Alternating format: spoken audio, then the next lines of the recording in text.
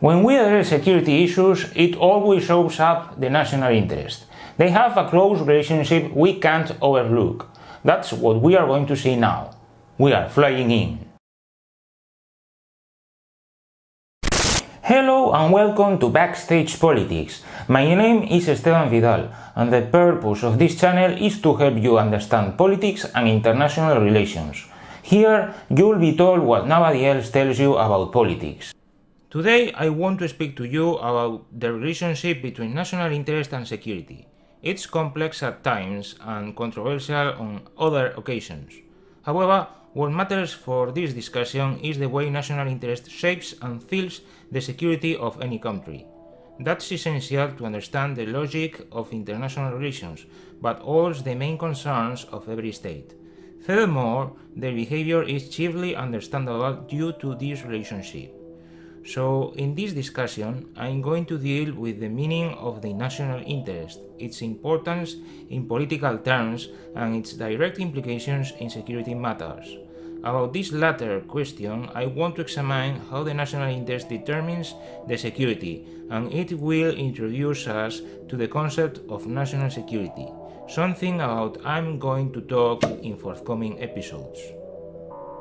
Although I talk about the national interest on another occasion, I want to go over it again. I'm going to set out only some basic ideas. The discussion will revolve around the international perspective of this relation, but I don't want to overlook its domestic implications. I'll devote a couple of minutes to this dimension. Given the fact that there is no night watchman in the international sphere to turn to when things go wrong, states resort to self-help. They are alone in a competitive and anarchical environment. Competition, rivalry, and distrust are the general rule. Realists stress this aspect of the world states, and they are right. In this context, full of hardships and conflicts, national interest is the compass of every state to stay alive. Like a lighthouse, it shines in the dark to illuminate the path to follow. The concept of national interest is of common usage in IR and even in mass media. It shows up from time to time, especially when world affairs are in the spotlight. Despite this expression is not new at all. Its origins date back to the early modern age. Nevertheless, its meaning is blurry at times because it's unusual to see someone who dares to define it. Indeed, that action is an exercise of authority because it entails setting the course of action of the whole political community. For this reason, the national interest is a matter that only a few people can determine, and they are who are in charge of the central institutions in the nation. That means the power structures that organize and rule society. In this regard, we have to take into account the fact that these institutions and the community they rule are different realities. Because of this, they have different interests. However, society is under the control and direction of those political structures that govern it. Society can't escape, and that explains the importance of the definition of the national interest. It determines the course of the entire community because it is the guideline for those who run it. Then, what is the national interest? In a few words, we can define this concept as the interest of the political community, the state. Insofar as this institution is a territorial unit, the national interest has two different dimensions. One of them is the domestic one, and the other one is international. That tells us that security has, therefore, these two dimensions too. We can define it regarding the inner realm of the political community, characterized by its borders, and the external domain, which its location is abroad. Before moving on, we need to keep in mind that the national interest has a specific content that defines it. It's not enough to say it is only the interest of the state. That's true, but not the whole truth. In this respect, we have to draw a universal principle that works for every state. This principle is valid in the domestic and international domains, and it's quite simple. The state's primary interest is to survive. That primary interest defines the national interest, and it works in both spheres, the internal and external. Hence, the state's main interest is to protect its existence in these domains. So, we see the national interest is a matter of safety. That makes it become a critical matter in public affairs. It's a sensitive issue, and for this reason, only a few people have authority in this field. Indeed, the level of autonomy of these people is impressive, and it's due to their position in the power structures and the amount of power they concentrate. The national interest and national security are more or less the same things, at least if we consider survival the primary goal of any political community, as it happens. We can't forget the fact that the state birth was for safety reasons. Nevertheless, at this point, an interesting question arises. The safety of whom? The question is not controversial, but the answer really is.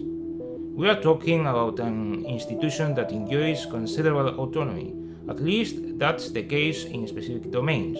So only a few people make decisions that affect this critical realm. And the original reason that of the state was safety. And as we are seeing, it's still. The answer is easy. We are talking about the state's safety. We can't disregard that this issue has domestic and international implications. The state has to protect itself from threats abroad, but also at home. These hazards are different, but they may be a menace for its existence. In the domestic sphere, the main threat is anything that may entail a challenge to its authority and put its survival at risk. Usually, this threat comes from below, namely society, and abroad, perils typically come from other states, and they may adopt endless forms. We've seen so far what the national interest is, how it is related to security issues, and its different dimensions. Now we are going to address how the national interest shapes security matters, and also what factors determine the national interest and how they affect the state's safety. The first question I want to answer is about what determines the national interest. I've talked about it in another episode.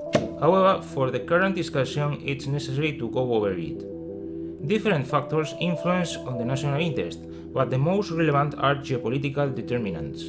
Their role is crucial because they have to do with critical aspects of international relations. I refer to territorial extension, geographical location, the shape of borders, distances, population, resources available, and many more. They all are fundamental because they have a significant influence on the interactions with other states. We can't overlook the fact that states are territorial entities, and that makes them geopolitical units. Consequently, the space they occupy determines their possibilities regarding their foreign relations. I mean by this their neighbors, their access to commercial routes and hubs, distances, and so on. The position a state occupies on the global stage is vital to define the national interest and its security priorities. Another factor we have to keep in mind is the unequal distribution of capabilities, and it's related to the geopolitical factors I mentioned. Its consequence is the development of power relations on the global stage and the existence of a hierarchy. Some states are great powers, and they exercise a dominant role in the international scene. Other countries, however, are less powerful and have to deal with this situation to survive. In this context, the national interest is survival. To do so, every state struggles for power to get a better position. In a competitive and hostile environment where relative gains are more important than absolute gains, you never have enough power. For this reason, power is fundamental because it's a critical resource to ensure national interest and, by doing so, national security too. This discussion may seem abstract in some way, and we need to take a look at the priorities of states in tactical terms. They define the national interest and the needs of their security. These priorities may vary depending on the specific situation of every nation, but there are some general patterns we can mention. If you find helpful this video, don't forget to subscribe and click the bell so you don't miss anything. Among these priorities is the preservation of the sovereignty and territorial integrity. This idea is not old-fashioned because states still are territorial entities and sometimes conflicts arise for territorial issues. All in all, the land is a political, economic, and military resource that constitutes its capacity. Any loss of territory means a loss in power terms and more vulnerability. And sovereignty is also related to territorial matters because it affects the state autonomy in a geographical area.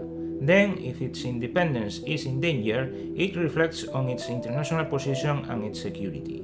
Besides all of this, I have to mention other priorities related to national interest and security.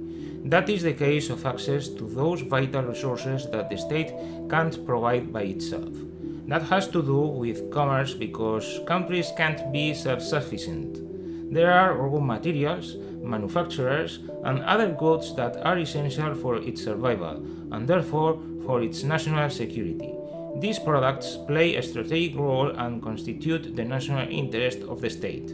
Any state needs supplies that come from abroad, and they are fundamental to keep working the economic machinery that maintains the national security structure. I refer to the military, intelligence agencies, the Foreign Office, other government departments, and so on. If these elements are essential, we can dismiss the role of information in all of this. That has to do with those critical areas that affect the national interest and security.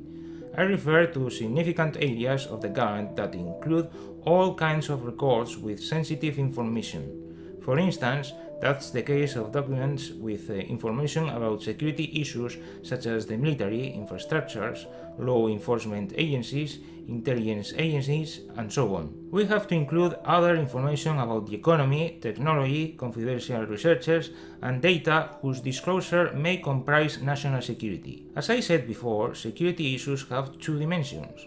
They are external and internal dimensions. Both are important, but I discussed this topic from an international perspective. Now I want to say something about the domestic dimension. If the outer side of security and national interest has to do with threats, such as other countries, when we focus on the domestic aspect of this matter, things are different.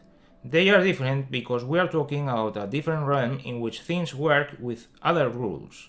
In this regard, it's important the sort of political system. In every case, there is a specific situation in which national interest and security matters vary. Nevertheless, we can identify some general patterns for all states. As I already said, the state constitutes an independent organization that rules society. Those who manage this organization have control of the political community and their interests. Aside from the institutionalization degree of the political community, its interests are the same as the ruling elite. Therefore, national security identifies with state safety regarding possible inner threats. These threats might be many, but in general we are speaking about those who want to subvert the political order and resist state's authority. The state was born to provide safety. That was its initial justification, and the way to ensure it is by imposing its coercive rule with its laws. That led it to deliver justice with courts and oversee the population with its law enforcement agencies. So laws, courts, the police, and other coercive means are the foundations of its authority. Any challenge to them or any disruption of this situation is considered a threat and compromises national security. And that's, in brief, the nature of these two concepts, national interest and national security, from the two dimensions they include.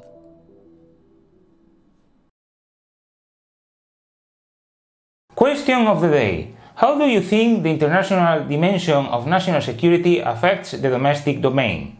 Post your opinion in the comment section below and I'll check it out. Subscribe by clicking here if you consider this video valuable.